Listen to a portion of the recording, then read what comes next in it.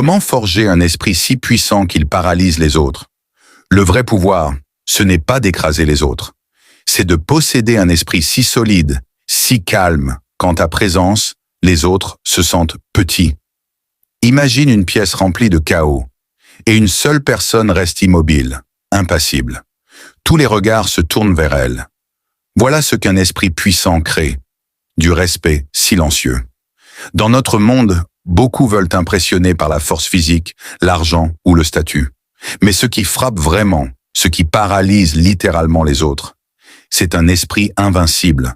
Les stoïciens l'avaient compris il y a plus de 2000 ans.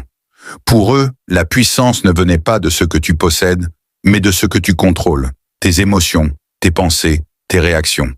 Aujourd'hui, je vais te montrer comment forger un esprit si puissant qu'il inspire la crainte, le respect et l'admiration. Et tu verras que cette force ne demande pas de cris, juste un calme inébranlable. Idée 1, domine tes émotions et tu domineras la pièce. Les stoïciens disaient « Un homme est puissant quand il se possède lui-même ». Celui qui perd son sang-froid montre qu'il est fragile. Celui qui reste calme face à la provocation impose naturellement le respect.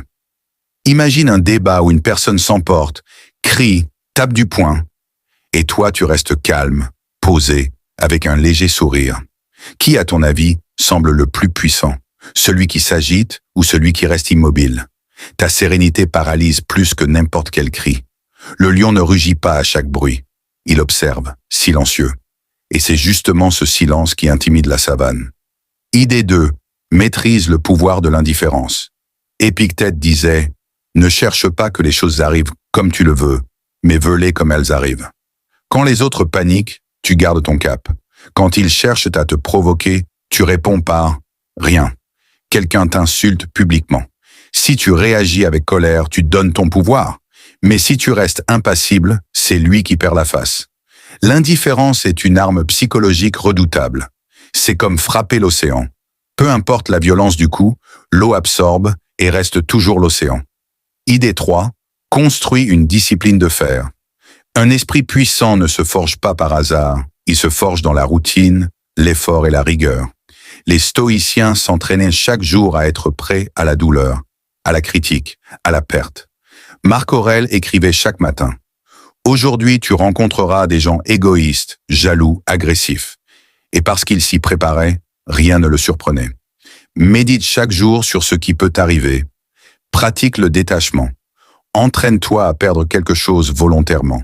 Un confort, un luxe, une habitude. Crée des rituels, sport, lecture, réflexion, écriture. La discipline forge un esprit qui impressionne parce qu'il ne dépend de rien ni de personne. Le vrai pouvoir n'est pas de contrôler les autres. C'est d'avoir un esprit que rien ni personne ne peut contrôler. Un esprit puissant, c'est celui qui ne tremble pas devant la critique, ne s'effondre pas devant l'échec, ne mendie pas l'approbation. Et c'est ce calme, cette constance qui paralyse les autres, parce qu'ils sentent en toi quelque chose qu'ils n'ont pas, la maîtrise totale. Souviens-toi, le monde appartient à ceux qui ne se laissent pas perturber. Forger un esprit puissant, c'est devenir inébranlable comme une montagne. Les vents, les tempêtes, les insultes passent. Mais toi, tu restes debout. Mets en pratique dès aujourd'hui. Garde ton calme face à la provocation.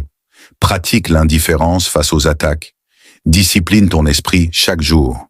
Si tu veux apprendre à développer cette force intérieure stoïcienne, abonne-toi maintenant. Partage cette vidéo avec quelqu'un qui doit entendre ce message. Et surtout, agis dès aujourd'hui comme si rien ne pouvait t'atteindre.